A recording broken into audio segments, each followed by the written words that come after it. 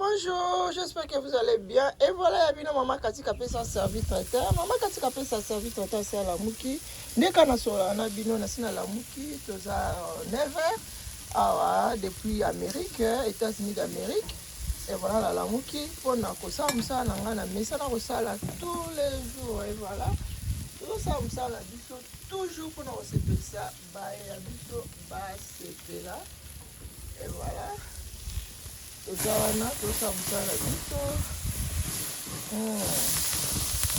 Voilà. Katika pesa msane hasa kayangoyo. Yo la mtu na tongo. Ovande sasa kwa usati mama katika pesa azusa msana. Yo la mtu na tongo kina biro na yo. Oke ko sa msana oyo sala ka oyo yela. Ngai pe msana nga onga na sala kayangoyo. Alors botika ba commentaire dele. Ya kiba pese ka ba mbongo funa azuza biloko azuza mbongo no zomo tendeni ipo na zomo parce que non sa musana nga nazo sa musana nga ipo na zoluka mbongo bio bozoluka biloko na nga ngai na luka ya kokauka tout ça l'échange oui même si nazo ba million et ça problème te mais nga nazo sa musana nga ndenge yozoluka olia otonda oyeli nga biloko na mbongo na yo ngai pe na pesi yo food na nga. Donc cela veut dire que biso nous sommes gagnés. Yo gagné biloko nga na gagné mbongo. Ya, ezate eloko bokabaka bokabela muto fele awate. Mbongo la bino so bozo somba biloko, bozo kabela muto fele te. Bozo kabela muto te. Oye opesi nga mbongo nga na peso biloko na nga. Donc c'est-à-dire eza matini la to lobi ke mbongo wana osala eloko te. Na osala ngo eloko parce que yo zu biloko na nga. Ya toke matini eza ndenge wana. Congolais tika motema mabe Congolais yango Congolais uta wapi Congolais tika motema mabe muto bozoloba nyonso tongo midi poko muto ngo azopambwa makaka azotombwa makaka bandaki na 1 akomi na 2 azokende tina 10 bokotika te Congolais tika motema mabe balobi soki muto azosala eloko malamu betela ye maboko yango esalaka bino kifiofita na mitema. Congolais, tu connais on a la vidéo, pardon. Koyoke qui tellement mingi, pardon, Congolais. Tu comme tu m'as bé. Na tout na question. Na ba église na bokinda na église bokinda osani. Bokinda osambela Nzambe. Yo siko osali couverture, o se couvrir OK église, OK ndaka Nzambe. Kenake ko sambela. Oui, to boyite. OK ko sambela nani? Nzambe. Nzambe wana, OK ko sambela. Asengi biso to za na bolingo. Yo siko za bolingo toza na haine oza na haine na motema oke kosambela est-ce que makambo oke kosola na Nzamba koyoka yo ayoka yo te lokwa bino boyeba Nzambe te tika na mekana ote ya bino bino boyebi Nzambe te boza na pesa na identité na ngai mama katika pesa azali témoin de Jéhovah à longue date. Je suis témoin de Jéhovah depuis plus de 35 ans moi. Alors muto azali ayebi Nzambe o babengi Jéhovah, c'est-à-dire ayebi liloba. Po biso tokendaka étude na étude tokendaka wana tokendaka nde koyekola parce que on a tokenda nde ko apprendre tozokende bazoteya biso bazotangisa biso tokendaka kotanga yango mutu atangi pendant plus de 35 ans alors romona ke akozala mayele bozomona donc bino bokendaka bandaka Nzambe bokendaka oke kolakisa ba bijoux oke kolakisa ba griffe OK kolakisa nini OK kolakisa wana ba plante ba kabelo non biso quand nous partons à l'éthique c'est pour étudier raison pour laquelle to bengi yango éthique parce que to kenda koyekola biso nyonso to tanga ça to yekola ata mwana muke ya inane soki ayebi koloba soki aza na réponse na question ba tuni ya ko répondre c'est ça biso to kenda ko tanga bible to kenda koyekola Jéhovah. Alors yo okenda église motema mabe olingi kotika te oza wana ka motema kifiofita polo baka lisola malamu ya mama batu ozaka na haine olingi koloba mabe ya mama wana mabe ya mama na mingi malamu ezalaka te ka mabe na mabe Congolais botika mitema mabe bokina mitema mabe wa biso ba mususu oyo ndenge Nzambe asala biso babunisaka biso te soko bundisi nga yo moko oleka ba biso mususu tozo ba grâce ezaki soki mutu ameki aleki o meki nga penza o leki. Vous comprenez parce que on va protéger ça plus grand que ba famille na bino que ba nani na bino nyonso boza na ngo. Ba biso mo ba mekara biso te. On est témoin de Jéhovah de longue date. Voilà, je vous informe. Et puis dans ça la musa na nga lokwa bible te ya biso bolingo. Je fais ça avec beaucoup d'amour.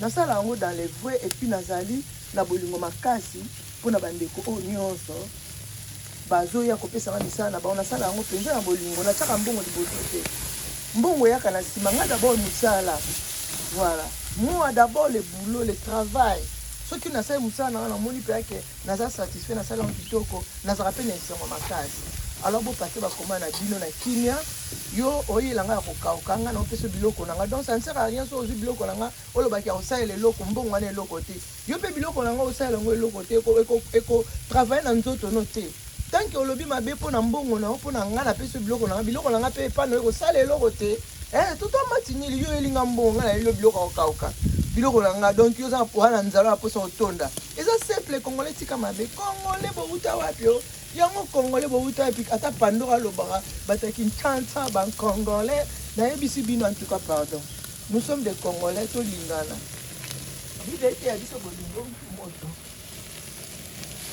bible ete ya biso bolingo wana bible ete ya biso ezali amour oyo ezali vrai eza bolingo ya solo eza ya lokuta te parce que biso tomona nzambe te voilà tomona nzambe te banso akoloba nakatiala moki na ntongo bandio te naosala mosala nanga mina apesa ata mwa conseil po congolais ayokaka na pase voilà donc napesa ata mwa conseil wana mpona baoyo bakoyoka ekozala bien voilà mutu so osala mosala na ye malamu betele maboko bwakele bafleur nde bamama eliani tu bazali nde tondimaka bango basala mosala bango kitoko mokili mobimba bayebi ke mama eliani tu asala mosala kitoko babwakele bafleur esala bien yo mpe soki mama katika pesa asala mosala bien bwakele bafleur ata nalobi 100% ya fete soki nga na satisfaire yo 99% na réussir to na réussir te ata na servir yo 98% donc 98%. Na réussite ou na réussite. Donc cela veut dire que réussite. Voilà. Échec ezalaka na ba 20 na ba 1000. Mais tant qu'on a payé déjà eux ali 98%, même 95%, cela veut dire que ça réussite. Alors botika. Musala olamba eza facile. Lamba ata soso ata moko. Ozo sa ata soso moko na ndao. Ressentir ou ressentir. Mais comment expliquer mon tas au lamba biloko pour 500 personnes, 300 personnes, 400 personnes, même 600 personnes. Et ça blague, il faut voir qu'il y a bon fleur. Et voilà, on a reçu la biso lelo. Mais on a biso du jour, ça lelo tabac. Toujours tomba tabac et puis toujours tomba sauce. C'est aussi si tabac tomba sauce. Et voilà, maman katika pesa, aye bien moi conseil wana. Otie moi litori oyoki otiki moti na mabe parce que ça doit que nandara nzambe. Tant que on a un n'est pas ya batu.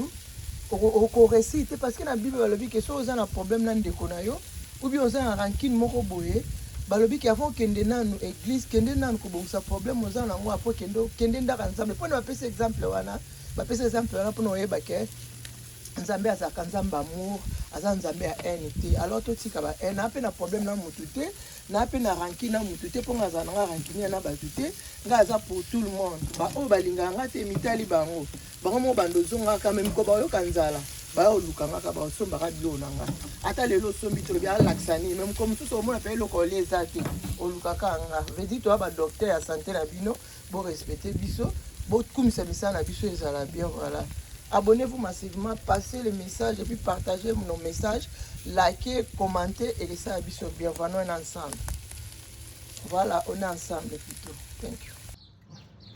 Kapesa skite. Ah, aboy bazu wapi?